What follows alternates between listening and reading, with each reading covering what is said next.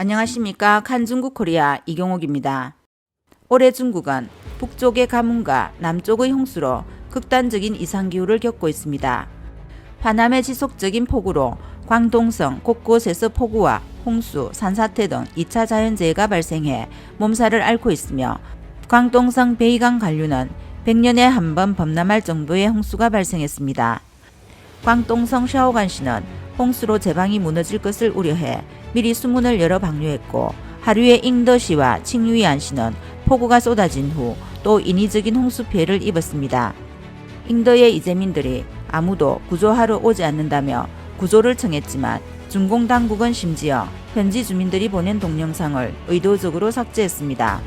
중국 수자원부는 주강 요역의 시간과 베이강의 수위가 계속 상승하고 있으며 유역의 홍수 통제 상황이 복잡하고 심각하다고 말했습니다. 6월 22일 중앙수자원위원회 수문국은 적색 홍수 경보를 발령했습니다. 광동 비상관리국에 따르면 6월 21일 현재 폭우와 홍수로 47만여 명이 피해를 입었고 17억 5,600만 위안에 달하는 경제적 손실을 입었습니다. 웨이보에 올라온 여러 동영상에서 광동성, 잉더시의 일부 가옥이 황토물에 잠겼으며 홍수로 둘러싸인 민중을 소방대원이 요트를 타고 긴급 구조하는 등 상황이 위급합니다. 중국 수자원부 웹사이트에 따르면 최근 폭우의 영향으로 6월 22일 베이강의 간류 잉더역에서 홍수 최고 수위를 약 36.1m로 예상했습니다.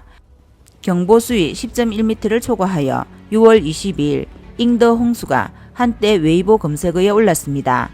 샤오가는 6월 21일 오후 수위 56.6m로 50년 만에 한 번 발생하는 홍수가 발생할 수 있다고 예고했습니다. 사오관 시관할, 우강, 쨍강, 취강의 3개구는 21일부터 휴교했고 도시의 교통을 봉쇄했습니다. 저장성, 취저우시, 장산시 등지에서 폭우가 쏟아져 홍수 피해가 커졌으며 시가지가 물바다가 되었습니다. 동영상에는 주민들의 집은 물론이고 사람들도 물에 휩쓸려가는 모습이 담겼습니다. 트위터에서 네티즌들의 각 지역의 최신 홍수 영상을 찾기 힘든데 하나는 정부가 통제하기 시작해 쓰이고 또 하나는 현지에서 단수와 정전으로 소식을 전할 수 없기 때문입니다. 다음 뉴스입니다. 올해 중공 베이다이허 회의는 20대 당대회에서 권력 구도를 놓고 한판 승부를 벌일 것으로 보입니다. 그러나 시진핑과 당내 세력 간의 정치 게임은 이미 시작되었고 시진핑은 최근 다시 한번 승부수를 띄웠습니다. 6월 20일 중공중앙위원회 조직부는 중주원 명의로 당과 간부들의 엄중한 관리와 심도 있는 대책이라는 제목의 논평을 발표했습니다. 이는 중공중앙위원회 판공청에서 발표한 지도 간부 자녀와 그 배우자의 기업 경영에 관한 규정에 힘을 실어주기 위한 것입니다. 이 규정은 청구급 이상 관리의 배우자, 자녀와 자녀의 배우자가 상업으로 기업을 경영할 때 각종 규제를 가하며 매년 신고하도록 요구하는 것입니다. 시진핑은 베이다이허 회의 전날 이 새로운 규정을 발표해 대중의 관심을 끌었습니다. 미국에 거주하는 학자인 오쪼라이는 시진핑의 반부패 캠페인과 고위급 간부들의 가족 사업을 재검토한다는 것은 여러 요인이 있다고 분석했습니다. 그 이유 중 하나는 러우 전쟁으로 러시아에서 중요한 인물들의 해외 자산이 방대한데 서방에 의해 몰수되거나 동결되었습니다. 중공은 이 교훈을 중시하려는 것입니다. 왜냐하면 중공의 많은 자금이 서방의 손에 있기 때문에 중공의 의사결정에 영향을 미칠 수 있어서 그들은 내부 정리를 크게 한번 하려는 것입니다. 또 다른 이유는 시진핑이 이를 이용해 적들을 위협하려는 것입니다. 고위 간부 가족의 사업 운영에 대한 조사는 20차 전국 대표대회까지 이어질 것이며 이는 반대자들을 억압하는 힘이 될 것입니다. 오쪼라이는 중공의 이런 내부 경고 방식은 중앙 재정이 너무 부족하여 고위 지도자의 가족에게 자금을 일부 제공하라는 것일 수도 있다고 말했습니다.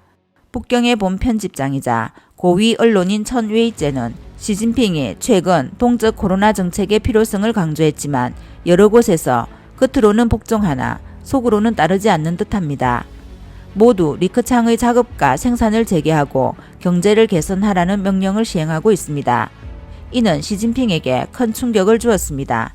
그는 자신의 권위를 되찾으려 할 것입니다. 이를 위한 가장 좋은 방법은 부패와 싸우는 것입니다. 부패와 싸우는 것은 중공 내 투쟁의 특기입니다.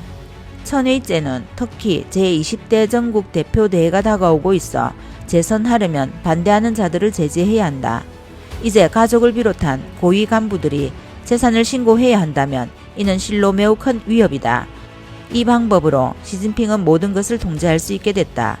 순종하지 않거나 정직하게 신고를 하지 않는다면 바로 그를 제압할 수 있게 된 것이다.